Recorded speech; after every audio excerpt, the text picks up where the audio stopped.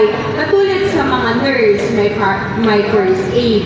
Ito naman is first aid naman siya. Di ba kapag ka may sugat tayo, may first aid, hindi ba? Kapag naman sa apoy, may first aid din tayo. Pero ito sa mga maliliit lang pong apoy. Yung maliliit lang pong kaya nitong apoy. So ang nasa harapan po natin ngayon is fire extinguisher. Ito ay isa sa paggamit sa pagpaapulan ng apoy. Ano pong laman po nito or ano pong tawag dito? Ito po is dry chemical. Anong tawag dito? Dry chemical.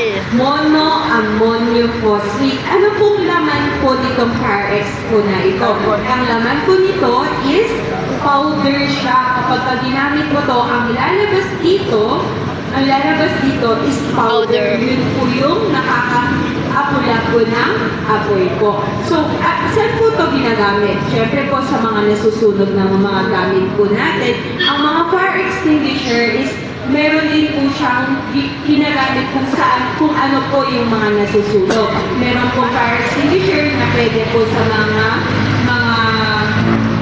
oil, meron po pwede pong gamitin sa mga nasusunog na mga nakasaksak na electric fan, mga ganyan. So, ano po kaya yung mga parts po nito? Okay, matutunan po muna natin kung ano po yung mga parts po ng ating fire extinguisher.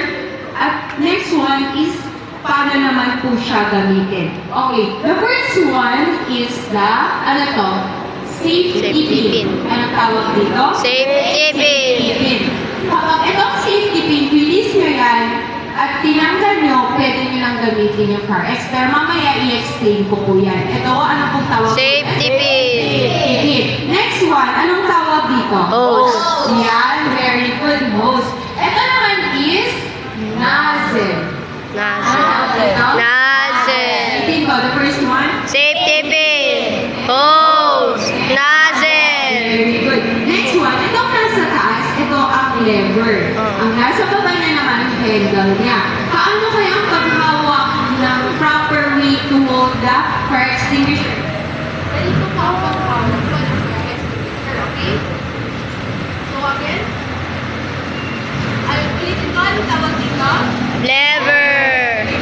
Handle.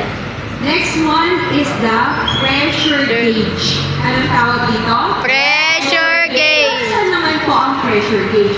Dito po sa pressure gauge, makikita kung okay pa na gamitin ang fire extinguisher. Pero nakaturo siya sa kulay green. So it means, ma-okay pa siyang gamitin. Pero kapag nakaturo siya sa rechargeable, dito, makikita nyo may word dito na rechargeable at saka overcharge. Kapag dito nakaturo na yung arrow sa rechargeable, kailangan na po siyang i-recondition. So, ang paggamit po nito is yearly po siya na recondition. Kahit nakaka-recondition na, kailangan pa rin natin siyang i-test. Next one, ano ulit natin ito? Pressure gauge. Next one, ito naman is the cylinder tank. Ito na yung mismong katawan niya, the cylinder tank. The next one is the label. Dito nyo makikita kung anong tawag dito sa kanya. It's very chemical.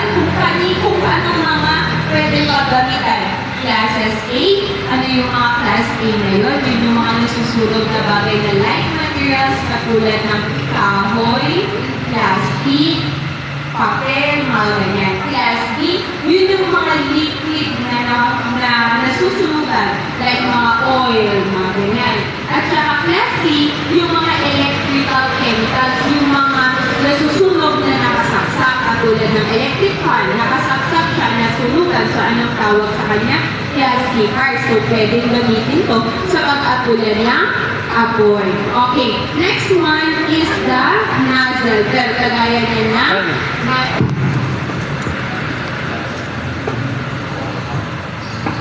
ayan yung purpose niyan. So once again, ano ulit yung mga parts ng fire extinguisher? The first one is Safety pin. very good. Next one. Hose.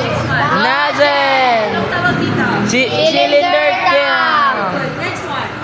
Label. And this one. Pressure gauge. Ayan, very good. Now, next one. Paano naman kapag gagamitin na natin ang fire extinguisher? Ano yung unan natin gawin? Huwag makalimutan ang word na PFAS. Tipas. Ulit. Tipas. Ano yung letter T? Twist the Safety pin. safety pin. Very good. Twist the safety pin. Para sa ganon, masira itong ziplock. Kapag kasi nilagyan ng ziplock yan, para sa ganon, alam ng mga tao na hindi pa nagamit itong fire extinguisher at saka safe po siyang gamitin. So, twist the pin. And then next one, ano yung letter P? Press the lever. Press the lever. Is it press the lever? Aba. Pull the pin. Ah. Okay, once again. Twist the pin. Kapag finish, syempre, pull the pin. Tanggalin po natin yung pin para po magamit or ma-press na natin yung lever or the handle. Next one. Aim the nozzle. Kukunin yung nozzle. Hawakan. Ito kung kukunin ha. Ito yung hawakan mismo. And then, squeeze or press the lever or the handle. I-press po ito. Okay? Para sa ganon, lalabas na yung dry chemical or yung powder. And then after that, sweep side to side at the base of the fire. So it means, Isi-secret niya ito na nakatutok pa rin siya sa apoy or nasusunog na bagay. ulitin ko, ano po yung lipas? Twist the safety pin. And then, Pull the safety pin. then, In the nozzle. then, Press the lever. next one, and Aiming.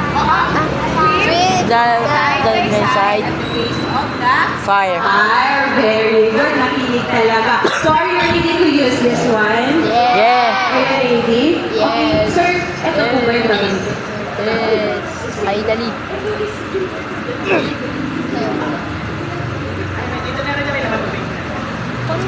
Pero yung gagamitin po ninyo is water po yung laman. So parang pinagawa po yan para po sa inyong mga bata. Pero ang totoong laman niya is dry chemical powder po yung laman. But then, syempre, for the activities of the student, ang pinalagay po muna namin is water po. Okay? For the activity. Pero ang totoo, ang laman po niyan ay dry powder. Okay? Hindi po siya water. Dry powder po siya.